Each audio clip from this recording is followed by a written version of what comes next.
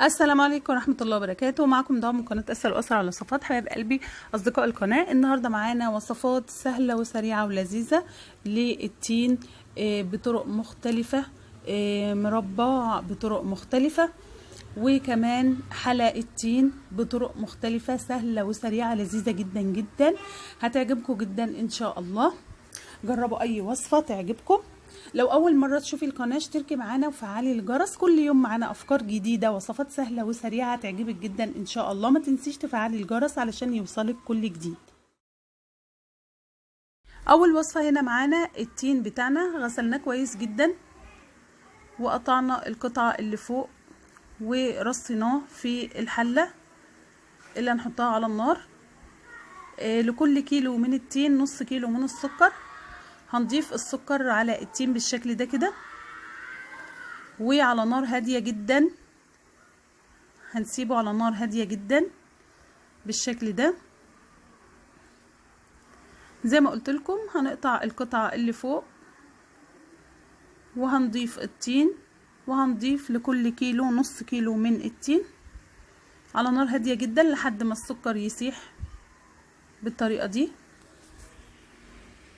بعد ما يسيح هنضيف رشة من الفانيليا، وهنضيف حبات من القرنفل والقرفة، وهنسيبها على نار هادية ساعتين لحد ما تستوي بالشكل ده. وبعد كده هنعبيها في برطمانات معقمة ونضيفة بالشكل ده كده.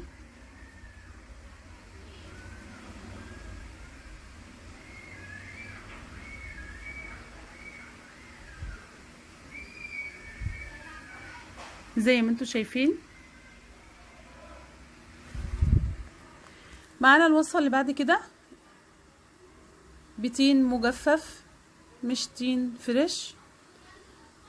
معانا كوبايتين من المية وكوباية من السكر وعصرة ليمونة وشوية من المورد. ومعانا التين المجفف هنشطفه شطفة ونقطعه قطع صغيرة بالشكل ده. هيكون السكر اتكرمل معانا بالشكل ده كده. هننزل بالتين بتاعنا فيه ونقلبه كويس ونسيبه على النار كمان على نار هادية جدا مدة ربع ساعة. وبعد كده في الاخر هنضيف الجوز او المكسرات المشكلة المفرومة ونقلبها كويس. سهلة جدا جدا وسريعة وهتتقدم بالشكل ده. برضو الوصفة اللي معانا كوباية من السكر على كوبايتين مية وشرايح ليمون وحبات من القرنفل ورشة فانيليا اختياري، وهنسيبها على النار لحد ما تغلي شوية وتتكرمل كده. دي الشيرة او الشربات. وبعد كده التين بتاعنا هنشطفه، تين مجفف هنشطفه شطفة. وبعد كده هنفتح قلبه ونحط ونحشيها بالمكسرات المفرومة او الجوز بس. وبعد كده هننزل بيه ونسيبه على نار هادية لمدة ساعة على نار هادية ونغطيه. وبعد كده هتقدميه. ومعانا برضو الوصفة اللي بعد كده التين بتاعنا شطفناه شطفة، التين المجفف، وهنحشيه بالمكسرات بتاعتنا اي نوع من المكسرات بالشكل ده كده. وبعد كده هنرصه في الطاسة بالشكل ده كده، وهننزل عليه بكوباية من السكر كبيرة وكوباية من المية، وهنولع عليه النار لمدة ساعة على نار هادية. هنسيبه على نار هادية بالشكل ده كده. وبعد كده هنقدمه مع الايس كريم او القشطة او اي نوع من الحلى بالشكل ده كده. وكده التين جاهز معاكي للتقديم. معانا هنا مربى التين. هنغسل التين بتاعنا الفريش الطازة، هنغسله كويس ونقطع الجزء اللي فوق ونقطعه قطع صغيرة بالشكل ده كده، ونقطعه القطع صغيرة زي ما انتوا شايفين كده.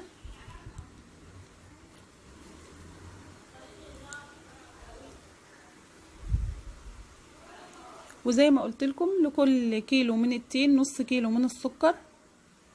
بعد كده هنضيف السكر بتاعنا، كيلو تين هنضيف عليه نص كيلو من السكر بالشكل ده كده. هنقلبه كويس وهنسيبه على نار هادية لمدة ساعة او ازيد لحد ما يدوب سوا بالشكل ده كده. هننزل بعصرة ليمونة عليه وحبات من القرنفل وهنسيبه على نار هادية خالص. هيبقى بالشكل ده كده، هيبقى عبارة عن قطع صغيرة بالشكل ده كده معاكي. ان شاء الله الوصفات تعجبكم، جربوا اي وصفة تعجبكم. ما تنسيش تفعلي الجرس علشان يوصلك كل جديد. معانا هنا وصفة حلا التين برضو، عبارة عن جوز وتين مجفف وتمر وحبات من التمر.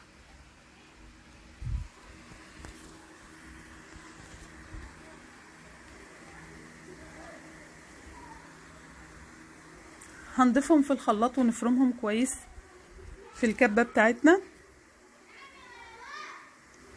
التين والتمر والجوز او المكسرات المشكلة هنضيف عليهم معلقتين من المية، مش كتير يعني، وهنفرمهم كويس بالشكل ده كده زي ما انتوا شايفين.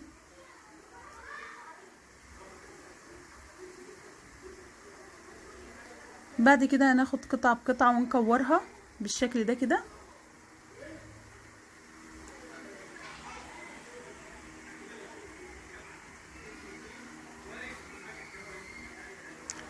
معانا شوكولاتة اي نوع تفضليه من الشوكولاتة الجاهزة، هتسيحيها على حمام البخار المائي.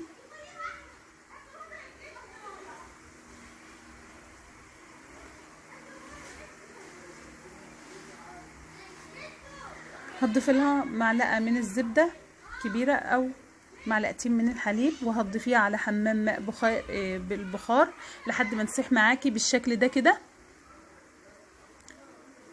وهتبقى معاكي جاهزة.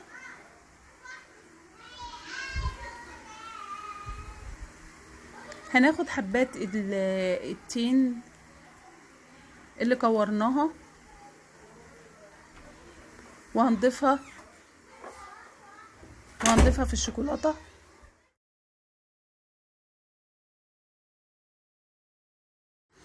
هناخد حبة بحبة بالشكل ده كده ونغطيها بالشوكولاتة.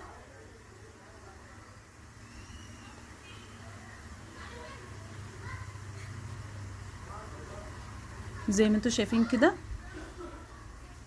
هنكون فرشين ورقة زبدة وهنحطها عليها على طبق ونحطها عليها، وهناخد كل حبات بتاعتنا ونغطيها بالشوكولاتة بالشكل ده كده زي ما انتوا شايفين.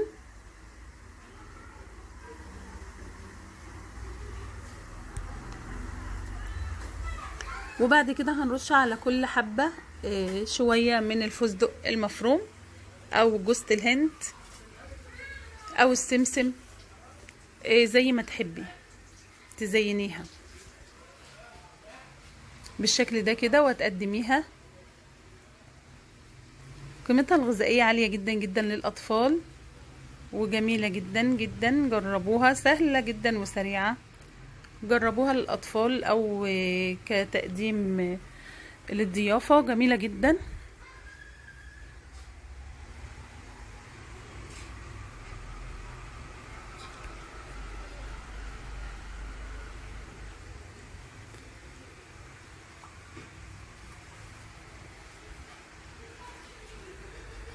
ان شاء الله الوصفات تعجبكم.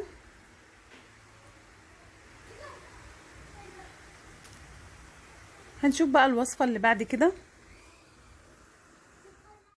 معانا القارب اللي هندخله الفرن، هنضيف فيه معلقة من الطحينة ونقلبها كويس، ندهن بيها القارب بتاعنا كويس جدا بالشكل ده، الجوانب والأرضية من الطحينة. وبعد كده هنضيف فيه رشة من الدقيق ونوزعها في القارب بالشكل ده كده.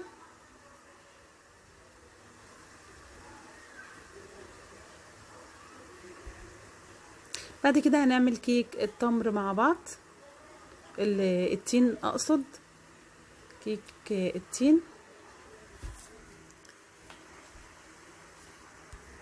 معانا هنا نص كيلو من الحليب، هنضيف عليه معلقة من الخل وهنسيبه على جنب شوية.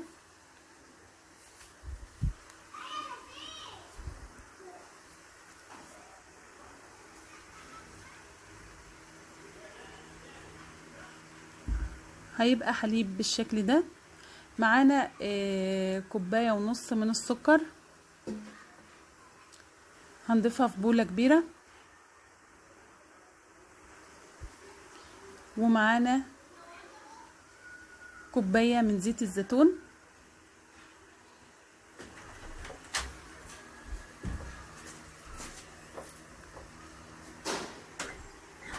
هنضيف كوباية من زيت الزيتون.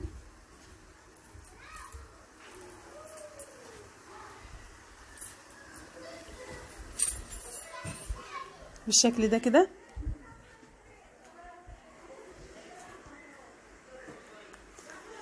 وبالمضرب اليدوي هنقلب كويس جدا جدا، هنخلط ونقلب كويس جدا بالشكل ده كده. بعد كده معانا 5 بيضات، هننزل عليهم بال5 بيضات بتوعنا.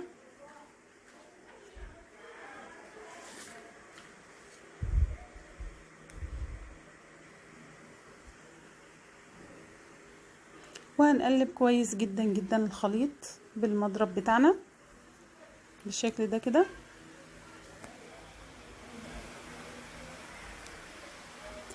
معانا بقى التين بتاعنا، هيكون مغسول كويس وهنقطعه شرايح بالشكل ده كده.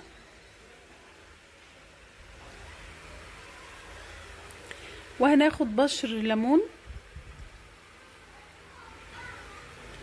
بشر ليمونة،